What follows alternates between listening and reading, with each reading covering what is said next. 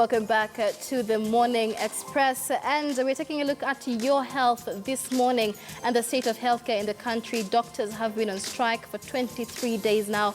As the strike enters the fourth week, there seems to be no deal in sight for the doctors.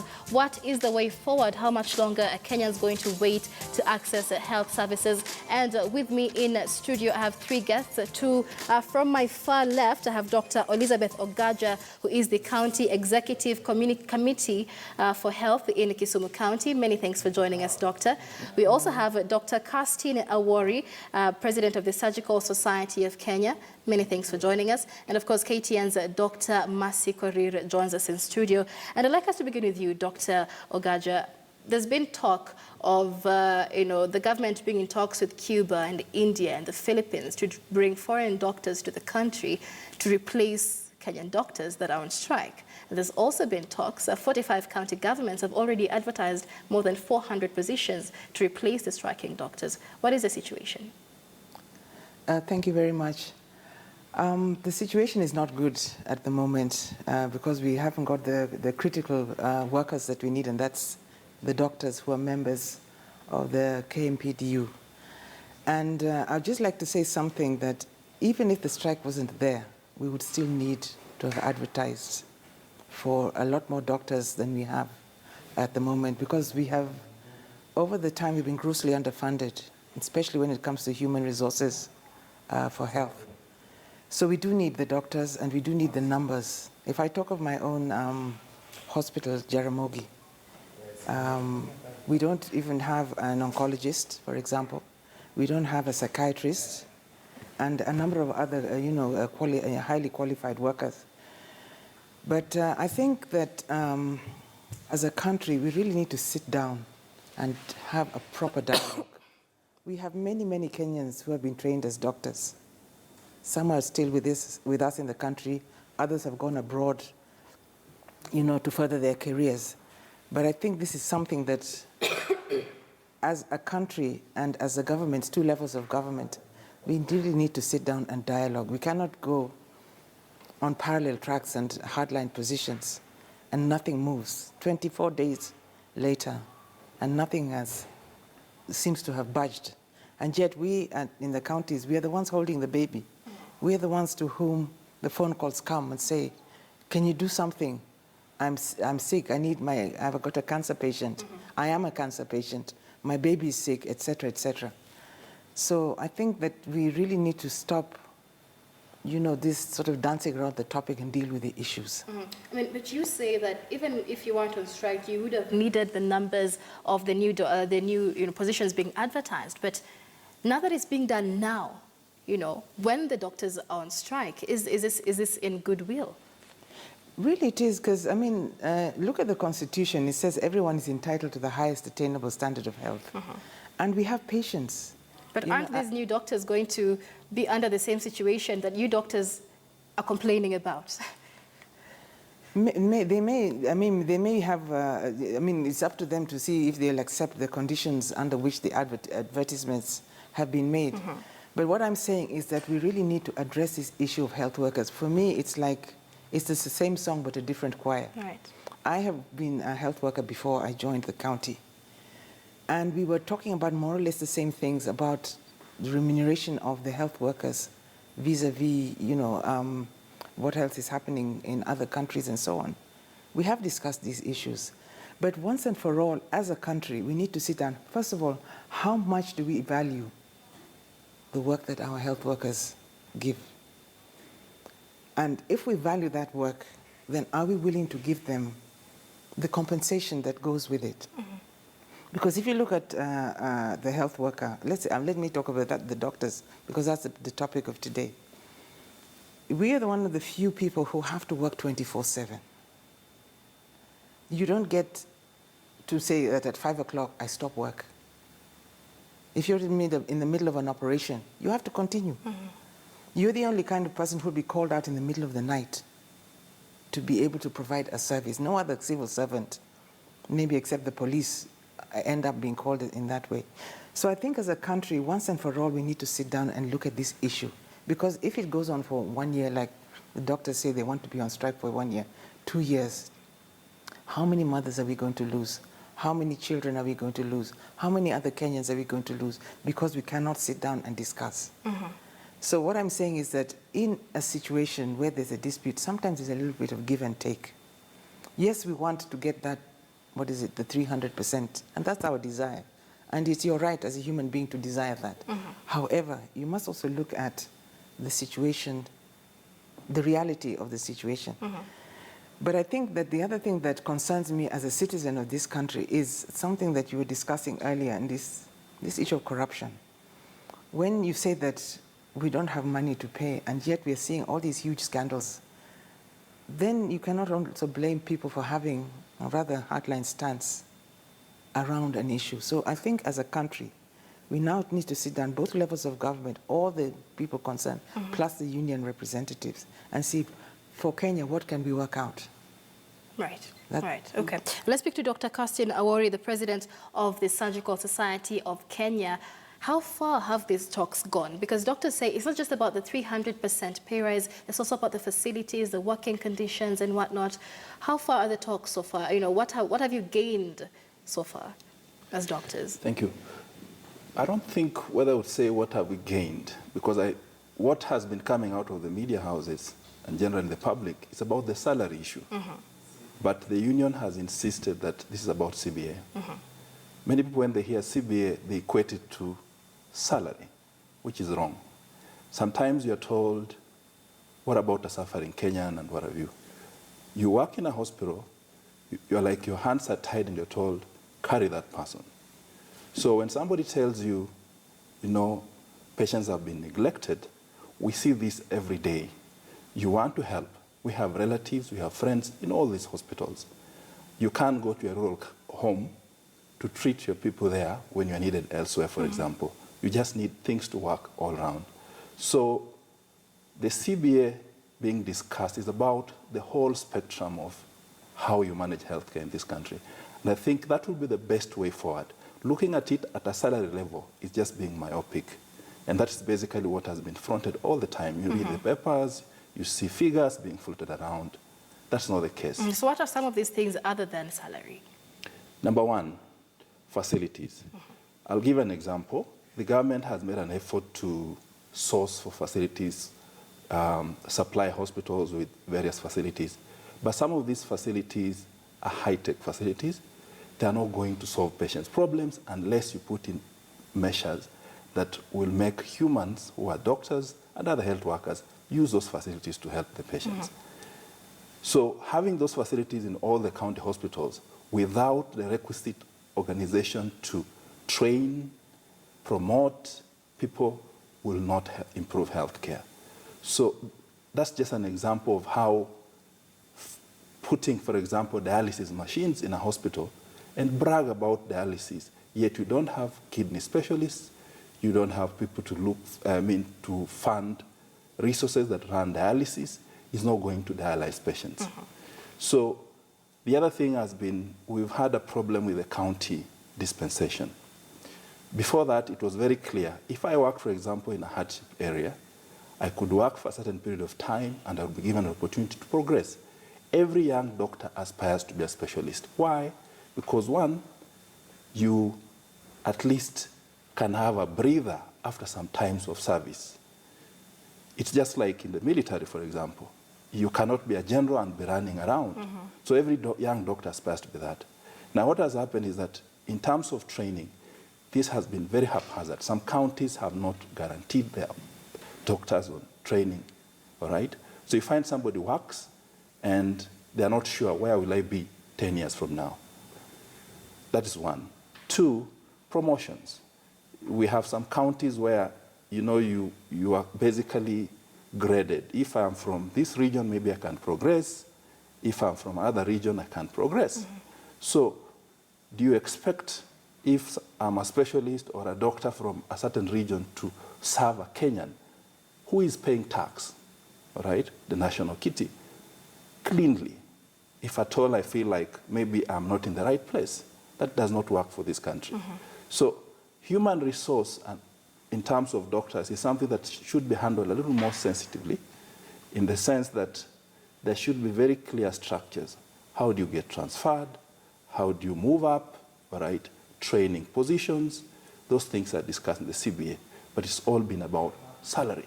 Salary. Right, Salary. and let's paint a picture of the situation that doctors really go through. Dr. Masi, you've worked as a doctor in several regions across the country. Just talk to us about the situation that doctors are complaining about. You know, we don't quite understand when you tell us you were given a patient and you couldn't treat them, but you were there. Why couldn't you treat them? What facilities are these that you miss? I'll give you one of a very simple example of one of the county hospitals where a patient came in and they looked comatose, and all that was needed to do was a blood sugar and determine how low is this person's sugar or how high is this person's sugar so that you can correct it. And correcting that, you just need to do the blood sugar, you need insulin, and you need fluid. But none of those things are available.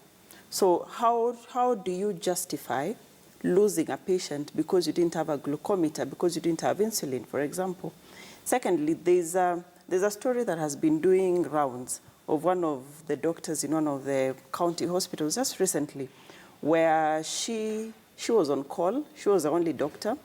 She had her baby, 3 months old, and she was 3 months pregnant.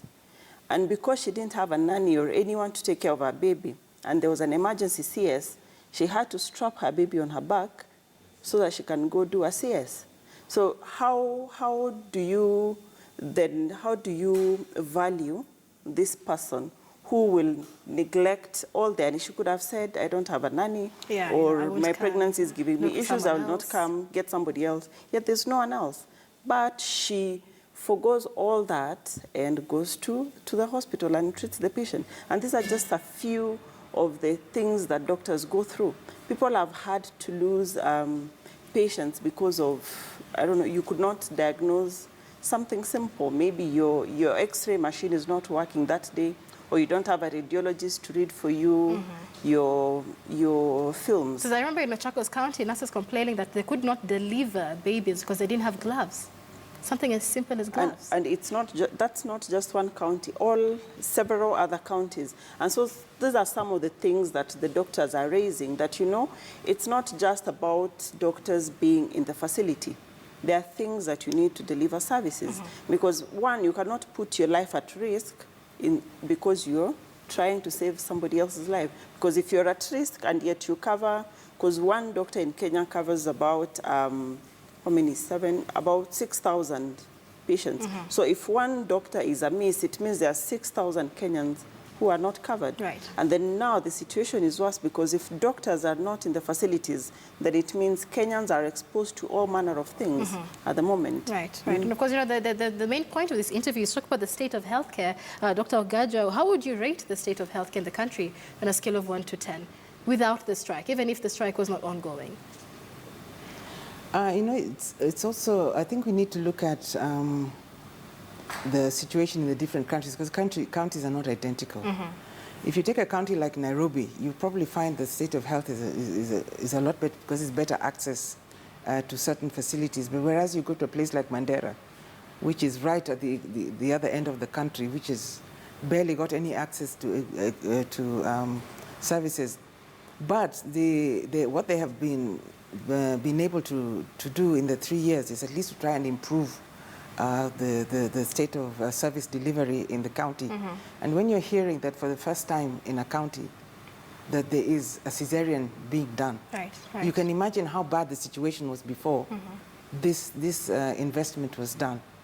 So I wouldn't say that you know, the pictures are so bleak that, you know, nothing is happening. If you look at, if you compare Kenya to other African countries, we're doing pretty, you know, we made some pretty good advances, but we still need to do a lot more absolutely, to improve that situation. So I take the point that Mercy has said, that yes, there are certain places where there have been challenges. But, you know, if you take it a step up from where I sit, I have struggled for a budget to cover all the things that the doctors want. And yet I'm also given much, much less than I would need. If I take last year's budget in Kisumu County, I was given 2.5 billion shillings. Sounds like a lot of money. But then 1.5 billion of that is salaries. Wow. So whatever is left is very little to actually do what the doctors want. So we have to look, that's why I said at the beginning, we must look as a country. How much money nationally are we willing to invest? How much more can be given to the counties? You heard the governors, campaigning for 45% more of the GDP to come down to the counties. If that kind of thing was done, then at least for us in the health sector, we'd be able to fight for a bigger cake. Yes, we want to train our doctors, and I know that the doctors want to be, to follow their passion in their profession. I would like to give the scholarships if I could, but that kind of resource has not been made available to me or to my counterparts in the other counties. So we have done what we can with the little that we are given. I mean, if you look at the number of health centers that we have tried to build, it's not perfect. But we've actually tried to, comply with the WHO definition of access. Even in the hospitals, we've made an effort to improve, and you can't deny that some of the hospitals have actually improved. But overall, in the whole country, we still have a lot to do. And that's why I said all of us need to sit down as a country and see what are we going to invest in health. WHO and Kenya has adopted 8 investment areas for health. You talk of infrastructure, where we put quite a lot of money. But there's also the issue of expanding the scope of service delivery. We must look at the essential health products and technology across the board, including what the surgeons need to carry out their operations. We must look at the information system. We have to put money in healthcare financing itself. We get money mostly from taxes.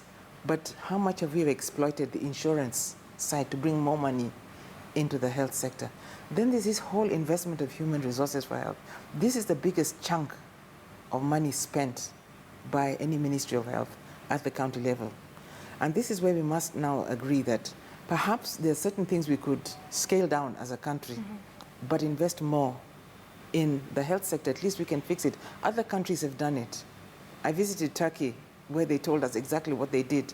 One time they said they stopped the action, agreed as a country that they were going to pour in a lot of money into the health sector, built the primary care, built the referral system, and now they have one of the best systems in the world. Right. So if we do not honestly discuss these issues as a matter of integrity, and I feel that there are a lot of integrity issues in this country we are not addressing. And one of them is including this collective bargaining agreement. The first time I saw that actual document was at the beginning of December, when the strike came, when we were finally given a copy of it. Most of us had no idea what was in it.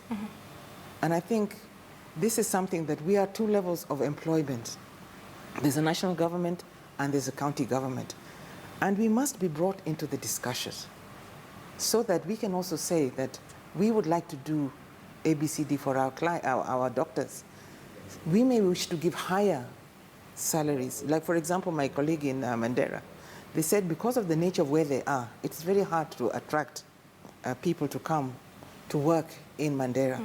So they want to give higher incentives. But you find there are roadblocks because they said you cannot go beyond a certain thing. So I think as counties, we also should be given some flexibility, depending on the resources that we have, to provide incentives that will support what the doctors want. Right now in Kisumu County, I'm looking for strategic investors to help us improve the teaching and referral hospital. I know that money will not come from central government. It's too big. So we have to have public-private partnerships.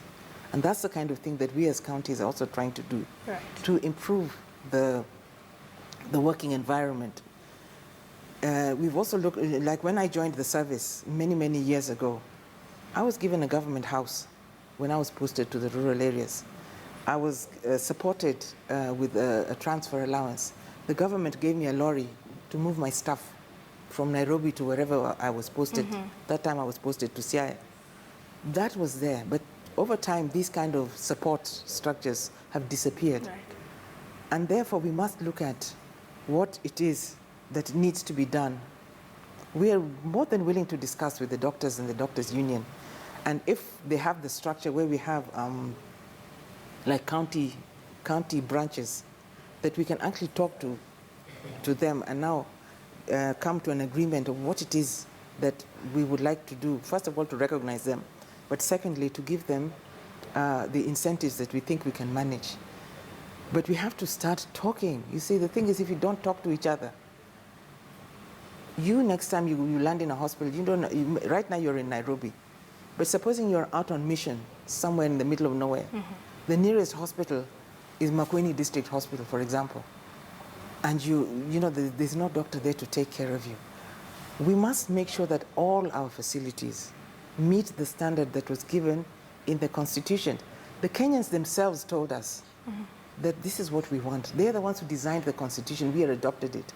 But they said, health is now a human right. It's not just a service that we're giving. And therefore, we must now have the proper investment to give the highest attainable standard of healthcare. And nobody should be denied emergency care. We have to unpack for ourselves as a country, both at the county level and the national government level. What does it mean not to deny somebody emergency care? That money must be put in there. Perhaps some of these huge projects that we are doing right now could be forestalled for a while, so that we can get a few of those billions into the health sector. We sort out the issues until we have a stable health sector. Then we can go and fix those other things. I think Dr. Ogaja has brought up a good issue of health financing. And Kenya is a signatory to the Abuja Declaration, where 15% of the national budget should be put in health. But we find that we do less than 3% of the national budget in health. So that tells you that when the county governments or the national government need to do something in the health sector, then they are financially constrained. Even when it comes to training, which Dr. Awori would attest to, it becomes difficult to invest in there because the resources that the institutions or the governments have is less than 3%. So where do they put in? Whom do they prioritize? Do they prioritize the human resource? Do they prioritize infrastructure? Because but there's bound to be a loophole because it's just not enough money. Yes, and you see, just to add on to Mercy's point, is that we get 15% as counties of that national cake. So most of the counties are giving somewhere between 25 and 30% of that 15% to health, but it's not enough. It's just not enough. Right. That's the challenge. So these are some of the things that doctors are, putting forward and that need to be addressed. So you say you'll be out for as long as possible until it is fully implemented. I mean, the CBA is fully implemented until all your needs are fully implemented. But let's talk about the announcement by the Pharmaceutical Society of Kenya. That was last week, I believe, that they're going to cut off drug supply to hospitals, chemists, is it pharmacies? What does this mean? Dr. Awori, Dr. Awori, please address that. Basically, what it means is that you cannot purport to be rendering health service when you want to hurt the person you're trying to help. Drugs are not food. It takes a lot to train to know how to use a drug and how to dispense it. So if you withdraw a certain cadre of health workers, in this case doctors, there are certain drugs, there are certain pharmaceuticals that are actually used by that cadre. So if you continue supplying them to an institution and you encouraging those who are not well trained to use them on a human being, so someone can't just walk into the chemist anymore. I mean, it's only in this country because of reasons we know that somebody can buy even paracetamol from even a pharmacy without a prescription. So it shouldn't be that way. So they have a right to say so. But like Dr. Ogaja, you had mentioned that healthcare is a human right now, and there's been a lot of criticism as well to the doctor's side. You've given your side of the story, of course, and there's just withdrawing medical services, and now the Pharmaceutical Society withdrawing medicine as well. Isn't that a violation of Kenyans' access to healthcare? You see, that's the dilemma that we have right now. Because I've listened to the doctors and I've been in the health service myself, and they have a certain point to make about the remuneration. But on the flip side, the patients have rights as well. And this is where we as a county are facing a dilemma, that services need to be given, and they have to be given according to accepted standards. What I'm a pharmacist by training. And the law says that you should give medicines to duly, for prescriptions written by a duly qualified practitioner. That's what the law says. So if we're actually implementing the law, that is what obtains. But you see, Kenyans, we are like chameleons. On the one hand, we want to break the law and we get our drugs from the chemist without prescriptions. Right. We know very well we should go to a doctor, have ourselves examined, get the prescriptions, but we don't want to do that. We want to buy them direct from the pharmacy. But nobody bothers about the side effects that happens when you do that. Right. But now we're saying that we're not going to give the drugs to the hospitals. Because right now, a lot of people will be self-medicating with the lack of doctors. And that is my biggest fear about this strike. And why we, from the top level to the bottom level, we must sit down and solve these strike issues. I've read the CBA myself, and there are a lot of points there that, are valid. Perhaps the only bone of contention between the government and the doctors is that what Dr. Wari said was the money part, that we don't have enough money to do the 300% Right. At the moment. But there's a lot more. But I think that this is something that we cannot hide away from this anymore. One day a citizen is going to wake up and say, my human rights have been violated. If they go to the Constitutional Court, Right. they won't have a leg to stand on. Okay. So I think we should stop posturing. I know maybe some people may not like my saying that, but both sides, we should stop posturing and just sit down and say, so what are the issues that we need to do? So it needs to be a compromise on both sides. There needs to be a bit of compromise. That's my personal view. We need to compromise so that the people could, because it is painful to go and see babies abandoned in an incubator. They're like that little child that was abandoned in Kisumu County. Right. The one whose mother abandoned her in the hospital. And then she got abandoned by everybody Well, else. the doctors as well, and the nurses. As well. So and I have to take my hat off to the doctor who took her home and is taking care of her as one of her own children for now. But that is not the way we want to operate in this country. We have to sit down and say, can we give a little bit from the union side and from the government side? Let's solve this issue.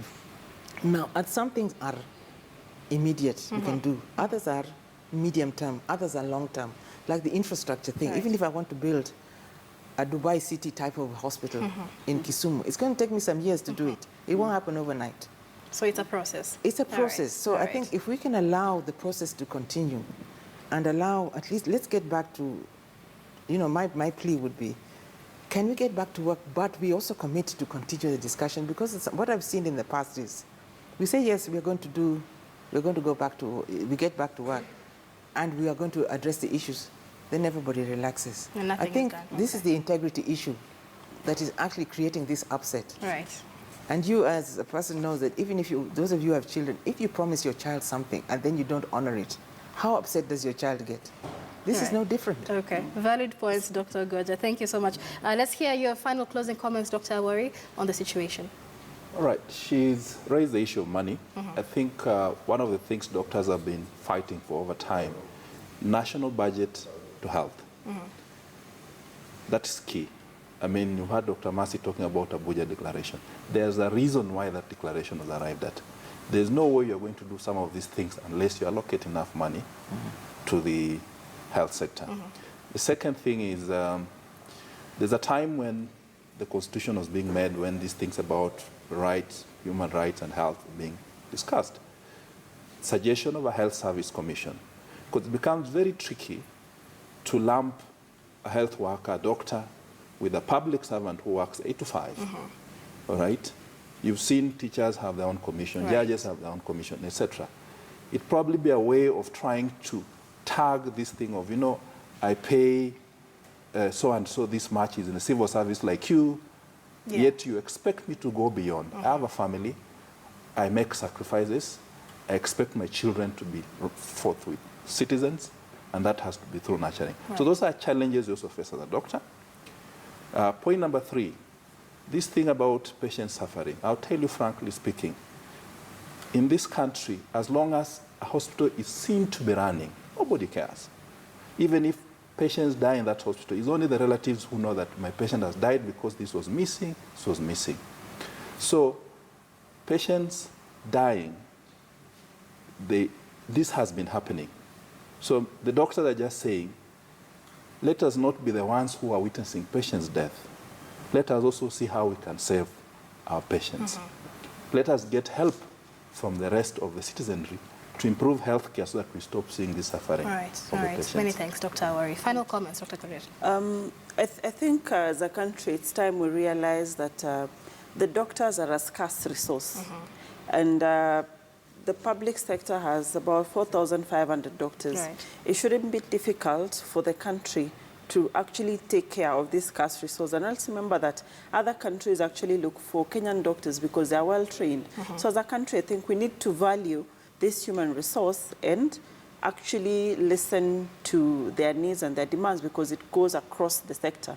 On the other hand, the government needs to discuss with the doctors because it's the 4th week of the strike. We're going to the new year and there seems to be no discussions. Right. The government needs to come back to the table with the doctors' union and find a lasting solution that both parties should honor or will honor. Right. All right. Thank you so much for joining us in studio this morning. That was Your Health segment. We have been speaking to KTN's Dr. Mercy Korir, as well as Dr. Kirsten Awari, who is the president of the Surgical Society of Kenya, and to my far left, Dr. Elizabeth Ogaja, County Executive Committee for Health in Kisumu County. Thank you so much for joining us this morning. And that brings us to a close here on the Morning Express. Thank you for watching. My name is Michelle Ngele. Do enjoy the rest of your viewing.